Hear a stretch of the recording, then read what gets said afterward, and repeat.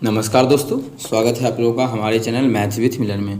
तो चलिए आज की क्लास को करते हैं कंटिन्यू, जो कि हमारा रहेगा रेशियो, अनुपात और समानुपात का छठा पार्ट।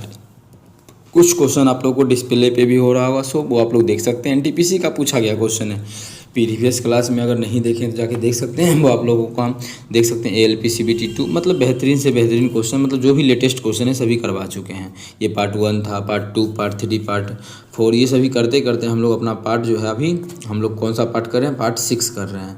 तो प्रीवियस क्लास ज़रूर देखें, तब और ज़्यादा क्लियर होगा। ठीक है, तो चलिए करते हैं स्टार्ट। सभी ईयर का क्वेश्चन है, 24, 25, 26, मतलब लेटेस्ट क्वेश्चन जो भी ईयर है, लेटेस्ट ईयर, उसका क्वेश्चन आप लोगों को देखने को मिलेगा। तो चलिए कर लेते हैं क्वेश्चन नंबर स्टार्ट। कहाँ से? 51 से। 51 है, निम्नलिखित में से कौन सा 6 और 4 के समतुल्य है? मतलब 6 अनुपात 4 के बराबर कौन सा है? पहला ही ऑप्शन काट रहे हैं तो 6 और 4 हो गया, मतलब पहला जब सही हो गया तो और तो दूसरा हो नहीं सकता है, क्योंकि हमें पूछा है कौन सा सही है, तो बाकी जो हो जाएगा वो हमारा कैंसिल हो जाएगा। तो पहला ऑप्शन बिल्कुल करेक्ट होगा। चलते हैं अगला क्वेश्चन, क्वेश्चन नंबर 52 कर लेते हैं। देखिए क्वेश्चन नंबर 52 है, एक बैग में 50 पैसे, 25 पैसे और 10 पैसे वाले सिक्के हैं। कितना कितना? 50 पैसा का सिक्का है, 50 के बाद 25 पैसा का सिक्का है, और जो हमारा है 10 पैसा का सिक्का है। समझिएगा, सिक्का है पैसा का, ये नहीं कि रुपया का है। पैसा और रुपया में अंतर होता है, 100 पैसा बराबर 1 रुपया होता है। ओके, आगे बोला है जो ई वाला है 16 को सिक्का है, और अनुपात दिया है, और इसका 8 अनुपात में सिक्का है, और इसका जो है वो 20 अनुपात में है। जबकि एक्चुअल इसका अनुपात देखे तो हम ये काट के भी अनुपात इसका एक्चुअल निकाल सकते हैं। जैसे 4 4 चौक 16, 4 दूना 8, 4 पच्चे 20, ये इसका एक्चुअल अनुपात होगा। लेकिन एक्चुअल अनुपात लेके हम बस ये पता कर सकते हैं कि हमसे क्वेश्चन पूछा 10 पैसे वाले सिक्कों की संख्या। 10 पैसे वाले सिक्कों की संख्या क्या है? 5 अनुपात में है ना। तो जो भी आंसर होगा वो 5 का मल्टीपल होगा, चाहे ए हो या सी हो, ये दोनों नहीं हो सकता है। हाँ, फिर दशमलव वशमलव का खेल होता तो हो सकता है कि हो जाए, लेकिन अभी तक लग रहा है कि नहीं, यही दोनों ऑप्शन होगा। लेकिन रही बात कि हमें तो आंसर यहाँ से मिल नहीं रहा है, 2 ही ऑप्शन आया, लेकिन और निकाले आगे। तो हम अगर इस अनुपात को लेंगे ना, तो मानिए 50 चौके 200, 2 रुपया तो बन गया, लेकिन फिर ये 25 दूना 50, 50 पैसा, 50 पैसा का मतलब होता है 0.5, मतलब ये 98 बन जाएगा, मतलब पॉइंट में आ जाएगा। पॉइंट में सॉल्व करने से अच्छा है कि हम लोग जो एक्चुअल मान, मतलब एक्चुअल मान नहीं, जो दशमलव दिया उस पर लेके देखते हैं। नहीं तो अनुपात को हम बढ़ा भी सकते हैं और घटा भी सकते हैं। अनुपात को बढ़ाने घटाने तो आता ही होगा, नहीं आता है तो समझिए कि बढ़ा सकते हैं। जैसे सभी में 2 से गुना कर देंगे तो वही रहेगा, लेकिन अनुपात मेरा हो सकता है कि आंसर ये एक्चुअल रुपया में आ जाए। जैसे ये देखिए, अब देखिए 50 पैसा, 2 को 50 पैसा लेंगे तो 1 रुपया होगा, और 16 को 50 पैसा कितना होगा? वो 8 रुपया होगा। लेकिन फिर भी अगर किसी को दिक्कत है तो 16 पच्चे 80, तो 800 पैसा का मतलब 8 रुपया, इसको हम ऐसे लिख सकते हैं। सेम इसी तरह से 25 8 200 मतलब 2 रुपया, यहाँ भी 200 मतलब 2 रुपया। तो कुल मिला के रुपया कितना हो गया? तो 12 रुपया हो गया। जबकि एक्चुअल में कितना रुपया? ये तो अनुपात का रुपया था, और एक्चुअल में जो उसका कीमत है, उसका रुपया जो है वो 384 है एक्चुअल में। जब यहाँ से काटेंगे तो ये हमारा 1 अनुपात का माना जाएगा, 12 तिया 36 और 12 दूना 24, 1 अनुपात का माना गया ये 32। हमसे क्वेश्चन में पूछा गया 10 पैसे वाले रुपयों की सिक्कों की संख्या। 10 पैसा वाला जो सिक्का है वो 20 अनुपात में है, तो 20 अनुपात का मान पूछा गया है। अब 1 अनुपात का मान 32 है, तो 20 अनुपात का मान कितना हो जाएगा? 32 दूना 64, 640, जो कि हमारा एक ही ऑप्शन हो रहा है, ऑप्शन सी। ऑप्शन सी हमारा इस क्वेश्चन का बिल्कुल करेक्ट आंसर हो जाएगा। कौन सा ऑप्शन? Option C. उम्मीद करते हैं समझ में आ गया होगा। कहीं भी किसी प्रकार का दिक्कत हो कमेंट करके पूछ सकते हैं। ये आपका अपना चैनल है मैथ्स विथ मिलन। चलिए अगला क्वेश्चन कर लेते हैं, क्वेश्चन नंबर 53 नंबर क्वेश्चन। वही क्वेश्चन है, 50 पैसा, 25 पैसा, 10 पैसा, इतना इतना का अनुपात, जिसका कीमत इतना है, 10 पैसे वाले सिक्कों की संख्या। अब देखिए 10 पैसे वाले सिक्कों की संख्या तो निकाल सकते हैं, लेकिन है कि कटने वाला, फिर हम यहाँ काट भी देंगे तो उसे 5 का मल्टीपल, ये ऑप्शन है, ये ऑप्शन है, तो उससे अच्छा कि हम बना लेते हैं। अब देखिए उतना तो लिखें जैसे पिछला क्वेश्चन में लिखे थे, लेकिन यहाँ पर अभी हम देख सकते हैं डायरेक्ट यहाँ पे ये भी तो कर सकते थे इस क्वेश्चन में भी, कि 50 पैसा वाला 16 को सिक्का है तो 8 रुपया, 25 पैसा वाला 8 गो सिक्का है तो 2 रुपया, कर सकते थे ना। सेम एज इट इज इसमें भी हम वो कर सकते हैं। 50 पैसा वाला क्या गो सिक्का है? तो 18 गो है, तो 9 रुपया हो जाएगा, प्लस ये रुपया हम लिख रहे हैं। 25 पैसा वाला 12 गो सिक्का है तो कितना हो जाएगा? 25 पैसा वाला अगर हम 4 गो 25 लेंगे, 25 पैसा का सिक्का तो 1 रुपया होगा, 12 गो मतलब 3 रुपया हो जाएगा, प्लस 10 पैसा वाला 10 को सिक्का लेंगे तो 1 रुपया आ जाके होगा। कितना रुपया होगा? 1 रुपया होगा। देखिए तुरंत रुपया निकल गया ना। तो ये सब आसान होता है, ये सब प्रैक्टिस के बाद आप लोग क्लियर कर पाइएगा कि हम कैसे एग्जाम में क्या करेंगे तो जल्दी आंसर आ जाएगा। ठीक है, तो ये बन गया रुपया। अब देखिए इसका जो योगफल है कुल रुपया कितना हो गया? 9 3 12 13 हो गया, जबकि एक्चुअल में जो कुल रुपया है वो 130 है। एक कितना गुना है एक्चुअल में? तो आप लोग देखिएगा एक्चुअल में ये 10 गुना है। हमसे क्वेश्चन बोला है 10 पैसे वाले सिक्कों की संख्या, तो 10 पैसे वाले सिक्कों की संख्या आप लोग देखिएगा यहाँ, तो हमारा वो कितना 10 अनुपात में है।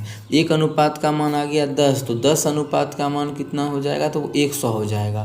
तो यही तो हमारा आंसर हो जाएगा, जो कि ऑप्शन नंबर सी में खिल रहा है। तो ऑप्शन सी हमारा बिल्कुल इस क्वेश्चन का करेक्ट आंसर हो जाएगा।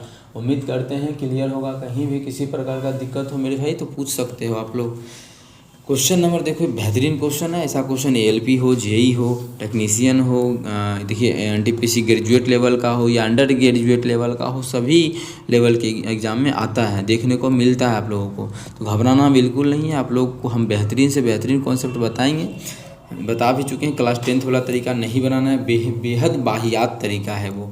ठीक है, तो बनाना कौन सा तरीका है? देखिए सीमा और दर्शन। देखिए क्लास 10th वाला तो नहीं बनाना है, लेकिन हाँ जो भी बता रहे हैं वो समझ में नहीं आए तो प्रीवियस क्लास में ये बताई थी कि x मान के भी कर सकते हैं कि 7x है, इसका 8x है, ये बचाता है 15,000 मान, ये बचाता है 9,000, इसका जो मान आएगा 11/16। यहाँ से भी आप x का मान निकाल के आंसर को क्लिक कर सकते हैं। ये भी पीछे क्लास में समझा चुके हैं, लेकिन बार बार रिपीट पूरा तो नहीं कर सकते, लेकिन कर दिए थोड़ा सा। हमसे क्वेश्चन पूछा क्या? सीमा और दर्शन के कुल व्यय। अच्छा आप लोग बोलिएगा कुल व्यय निकालना है, और उनका व्यय का जो अनुपात दिया है वो कितना दिया है? 11/16। अगर जोड़ेंगे तो 16 1 17 10 27, मतलब उसका कुल जो खर्चा हमें निकालना है, यही ना कुल खर्च। देखिए यहाँ पे सीमा और दर्शन का कुल व्यय निकालना है। कुल व्यय तो 27 के अनुपात में है, और 27 के अनुपात मतलब 9 का मल्टीपल, मतलब जो भी आंसर होगा वो 9 का मल्टीपल होगा। ये 9 का मल्टीपल नहीं है, 8 ये भी 9 का मल्टीपल नहीं है, ये 9 का मल्टीपल है, हो सकता है। और ये 5 4 9 6 2 8 1 9। हाँ, अब इस दोनों में से दोनों हो सकता है, कौन सा होगा? अब देखिए जो भी आंसर होगा वो 27 का भी मल्टीपल, 27 का मतलब 27 का मल्टीपल मतलब 9 से भाग देने के बाद भी उसमें 3 से भाग लगना चाहिए। तो इस दोनों ऑप्शन में हम कर सकते हैं बिना बनाए भी। कैसे? देखिए अगर इसमें भाग दे देंगे 9 से, तो 9 7 63 7,000 आ जाएगा। लेकिन 9 से भाग देने के बाद क्या इसमें 3 से भाग लग रहा है? नहीं, जबकि 9 से भाग देने के बाद फिर से 3 से लगना चाहिए, तभी ना 27 से लगेगा। मतलब ये ऑप्शन तो हमारा यहीं पे कैंसिल हो गया, ऑप्शन डी। एक ही ऑप्शन सही होगा, कौन सा? Option C. इस प्रकार से ही बना सकते हैं। लेकिन आप लोगों को जैसे ही हम बताए अभी कि नहीं, ये सब तरीका के अलावा भी अगर आपको 10th वाला तरीका नहीं बनाना है, दूसरा एक और तरीका बोले XY वाला, वो भी छोड़ देना है, तो कैसे बनाएंगे? तो उस तरीका को समझिए कि किस प्रकार से इसका आंसर निकाल सकते हैं। अब देखिए इनकम कितना है ये तो बता चुके हैं, ऑप्शन मेथड हो चुका है, गो थ्रू ऑप्शन। ठीक है, ये मेथड हो चुका है। अब हम दूसरा बता रहे हैं कि कैसे बनाइएगा आप लोग। ठीक है, ऑप्शन बोले या 9 की विभाज्यता का नियम पे बोले, जो भी है समझ में आ गया तो अच्छी बात है। फर्स्ट हो चुका है, फर्स्ट मेथड हमारा हो गया है। अब सेकेंड देखिए, सेकेंड बोल रहे हैं कि इनकम जो उसका है वो 7:8 के अनुपात में है। कोई दिक्कत यहाँ तक आप लोगों को नहीं है, इसका इनकम है। फिर आगे बोला है तो दूसरा खर्च का भी दिया हुआ है, व्यय मतलब खर्च, एक्सपेंडिचर होता है खर्च, इसका है 11:16 दिया हुआ है। अब जो दोनों बचाता है, एक आदमी तो बचाता है 15,000, 1000 को हम के लिख देते हैं समझने के लिए, और ये जो बचाता है, हाँ दूसरा है 9,000 बचाता है। इसको सॉल्व करने का बेहद आसान तरीका समझाएं आप लोगों को कि इसका गुना इससे कीजिए, 16 7 112, और इसी का गुना इससे भी करेंगे। 16 को 15 से गुना करेंगे तो 16 दही 160 और 16 5 80, तो 160 80 240, कितना जाएगा? 240,000, मतलब 2,40,000। जो भी केस समझ जाइएगा। अब सेम एज ए टीज हम इधर भी करने वाले हैं उसी चीज़ को। वो क्या है कि इस 11 का गुना यहाँ 11 8 88, और इस 11 का गुना यहाँ तो 11 9 99,000। अब लेंगे क्या यहाँ से, तो उस चीज़ को समझिए। इस दोनों का डिफरेंस यहाँ कितना? 12 12 24 का अंतर आ जाएगा। 24 अनुपात बराबर यहाँ कितना का डिफरेंस हो जाएगा? तो हो जाएगा इधर हो जाएगा, इधर समझिए कि 140 और इधर 1 हो गया तो 141 हो जाएगा। कितना? 141 पर कितना? 3 गो जीरो ना, तो 3 गो जीरो को हम 1000 में भी लिख सकते हैं। 3 जीरो को हम 1000 में भी लिख सकते हैं 16 7 112, 16 15 सही है ना, ये सभी गुना 16 हैं कि 160, 16 25 80 तो 240 सही है। कट तो नहीं रहा, कटेगा क्या? 4 2 6 बिल्कुल कट जाएगा ना। अगर कट जाता है 3 8 24, 3 से काटेंगे 3 चौके 12, 3 7 1 47, 8 से इसको काटेंगे तो कितना हो जाएगा 125 बार में ये कटेगा। ठीक है, तो ये देखिए एक अनुपात का मान गुना मत कीजिए, क्या क्या 47 गुना 125 आ गया, गुना नहीं करना है। हमें क्वेश्चन में बोला है कि दोनों का खर्च का अनुपात निकालना है। अब देखिए इस तरीका में कितना, कोई बच्चा खर्च अगर यहीं से निकाल देगा तो गलत हो जाएगा उसका, ये तरीका से नहीं निकल। यहाँ से अब देखिए इसका ना निकलेगा क्या, इनकम निकलेगा। इस हाँ, इनकम के बाद हम पता कर पाएंगे इसका एक्सपेंडिचर। आप लोग देखिए कि अगर हम ऑप्शन के थ्रू बनाते हैं तो कितना जल्दी हम लोग का आंसर आ चुका है ये। लेकिन अगर इस तरीक़ा से कितना फंस रहे हैं, मतलब फंसने का अर्थ ये हुआ कि मतलब टाइम लग रहा है, मेन टाइम टेकिंग क्वेश्चन हो गया ना इस तरीक़ा से भी। अब मान इसको गुना करेंगे तो फिर हमें इनकम निकालना पड़ेगा, इनकम में 15,000 घटाएंगे तब जाके इसका एक्सपेंडिचर होगा। फिर इसका इनकम निकालेंगे मतलब वही इससे गुना करके, तो फिर उसमें हम घटाएंगे 9,000 तब जो इसका होगा, फिर दोनों को जोड़ेंगे तब आंसर को क्लिक कर पाएंगे। इसलिए बोले कि एग्जामिनर भी कुछ ऐसा क्वेश्चन देता है कुछ हद तक कि हम लोग क्लिक कर पाएंगे उस तरीके से। तो उम्मीद करते हैं क्लियर होगा। प्रीवियस क्लास नहीं देखें तो ज़रूर जाके देखें, क्लियर होगा ये सभी चीज़ आप लोगों का। ओके है, डन। अब देखते हैं इस क्वेश्चन को यहाँ पे कितना आंसर आएगा। देखिए आगे है, ये क्वेश्चन को कैसे करेंगे, सेम वही है कि सोहित और रोहित के पास 17:14 के अनुपात में एक निश्चित धनराशि है।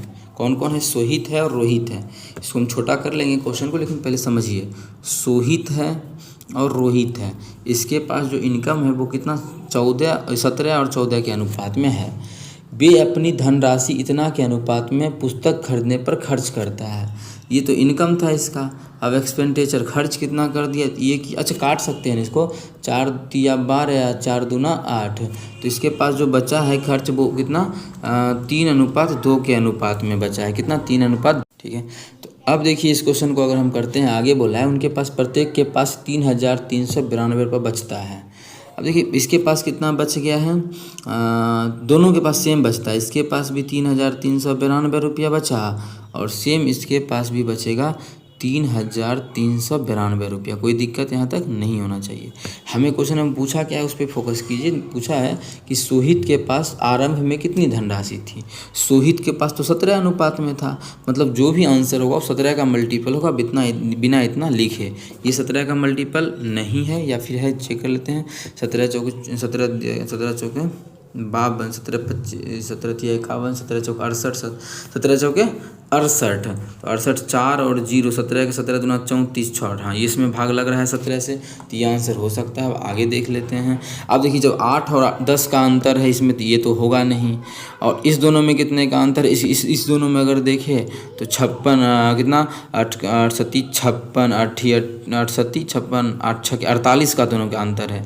तो इसमें जब नहीं लगा, 8 में जब लग गया है तो 48 के नहीं, हाँ 17 के मल्टीपल में अंतर रहता तो लगता है इसमें भी नहीं लगेगा। और इस दोनों में अगर हम देखें तो कितना हो जाएगा ये अगर हम घटाते हैं तो 74 में से 8, मतलब दोनों का अंतर ही देख लेते हैं। इसमें भाग देने से अच्छा है कि दोनों का अंतर देख लें, क्योंकि उसमें भाग लग चुका है। तो इसमें हम देखेंगे कि 68 आ जाएगा, 68 4 नहीं 68 नहीं होगा, तो ये हमारा हो जाएगा 64 नहीं 66 होगा। 66 आ गया डिफरेंस, मतलब इसमें भी भाग नहीं लगेगा। तो एक ही ऑप्शन में 17 से भाग लग रहा है, 55 का ए ऑप्शन बिल्कुल करेक्ट होगा बिना बनाए। ठीक है, तो उम्मीद करते हैं क्लियर होगा ये सभी चीज़। कहीं भी किसी प्रकार का दिक्कत हो तो ज़रूर पूछे, बहुत बेहतरीन बता रहे हैं। अभी कैसे बना ये सभी का यूज नहीं किए, अभी जो हम लोग किए गो थ्रू ऑप्शन। कौन सा मेथड बनाए हैं, THROUGS, गो थ्रू ऑप्शन। तो ये तरीका बेस्ट है, आप लोग इस पर भी क्वेश्चन को सॉल्व कर सकते हैं। हाँ अगर नहीं हो तो आगे है ही वो तरीका। चलते हैं आगे कर लेते हैं अगला question, question number 56 question number 56 है सीमा और दर्शन, हाँ 55 सीमा और दर्शन सोहित रोहित कि आय का इतना के अनुपात में है, इतना रुपये वो बचत करता है, इतना रुपये व्यय करता है। तो देखिए सेम लगातार क्वेश्चन देख सकते हैं आप लोग। ये क्वेश्चन जो था ये CBT 1 में 9/6/25 को पूछा। ये देखिए 24/6/25 को पूछा, सेम क्वेश्चन। ये देखिए 14/6/25, मतलब सेम क्वेश्चन रिपीट होता ही है। अभी जस्ट समझाया कि कैसे बनाना है इस क्वेश्चन को, अभी फिर से समझिए कि मेरे भाई तो पूछा है क्वेश्चन में कि सीमा और दर्शन का कुल व्यय कितना है। व्यय का मतलब हो गया कि कुल खर्च कितना है सीमा और दर्शन का।